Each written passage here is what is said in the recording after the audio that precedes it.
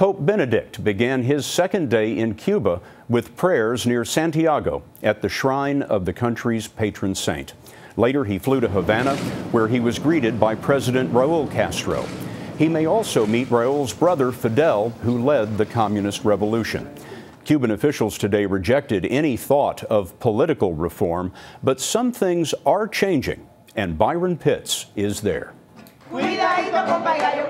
There is no mistaking the timeless moves in music that remain authentically Cuban. But from the streets of Santiago in the south to Havana on the northern tip, there is a new sound, and it's getting louder. The songs of the self-employed.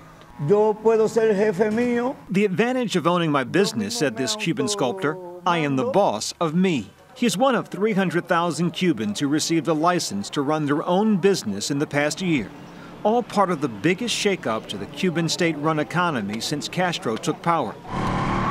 Now motorcycle cabbies, nail salons, restaurants, fruit and vegetable stands have all taken root.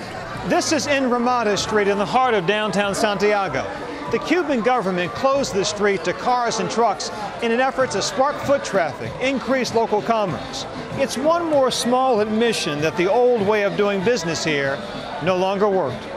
At Ellie's barbershop, Daniel Garcia Perez started cutting hair at 16. He was a barber in the state-run shop for 29 years. Guess who owns the shop now?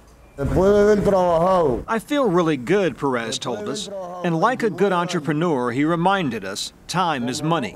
So we talked while he gave me a shave. I charge double now, he said. I can now afford better equipment. Well, I am so happy you have the right tools now. The U.S. embargo that bans doing business with Cuba is still in place. So we wondered where that better equipment came from. Perez was hesitant. But Junior Laudasori, his assistant, was happy to tell us. It's the best in the world. The best in the world? Yes. So how do you get this if there's an embargo with the United States? Oh, it's very difficult. They told us friends buy the equipment in the U.S., ship it to Mexico, and then it's brought legally into Cuba. There is a sense here freedom is down the road. One after another, business owners told us they can see it on the horizon. Byron Pitts, CBS News, Santiago.